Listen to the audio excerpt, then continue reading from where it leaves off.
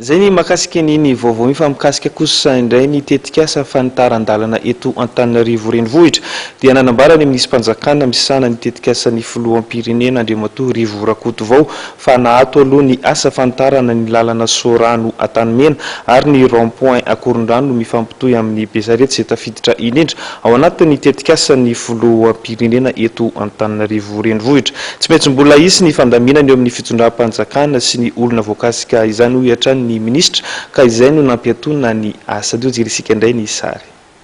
Natsahatra aloha ny asa fanitarana ny lalana Sorano Antanimena ary ny rond-point Akorondrano mipaka amin'ny Besarety izay tafiditra amin'ny tetikasa filoham-pirenena eto Antananarivo renivohitra hoy Andriamatoa Rivo Rakotovao. Nosoritany fa mbola mitohy ny fandaminana eo amin'ny fitondram-panjakana sy ny olona voakasika izany. Fandaminana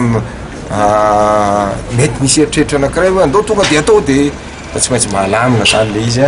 mahafahandrerarera mieritreritra ny tombontsoa be sy ny maro. Anisany antony nampitsahatra ny fanatotsana ny tetikasa veny tsy fahavitanana ny fanitsiana ny teti-bola-panjakana 2024. Tonga fa telo volana lasa no misy nanontany nareo mpanao gazety ahoana zany elefera dia izy tsy iorery ny lala tokana ahafahana mampandrindra ny programan'ny loi de finance amin'izay zava-misy sy eritreretina mety mila fanovana amin'ny fomba fitantanana n'ilay profony zany mety mila ho alefa ny elefera tsy fantatro fa tsy andraikitro mivantana moa zay fa ametraka birao ifotony fananantany isaky ny distrika io kosa ny tanjo napetraka ministera fanjakana amin'sahana ny fanantanterahana ny tetikasa ny filoham-pirenena fanajariana ny tany ary ny fampitaovana entina hanatsarana ny fananantany araka nambaran'Andriamatoa Rivo Rakotovao nandritra lanonam-panikafana ny dinikasa ho an'ny fametrahana politika ny fananantany eto Madagasikara.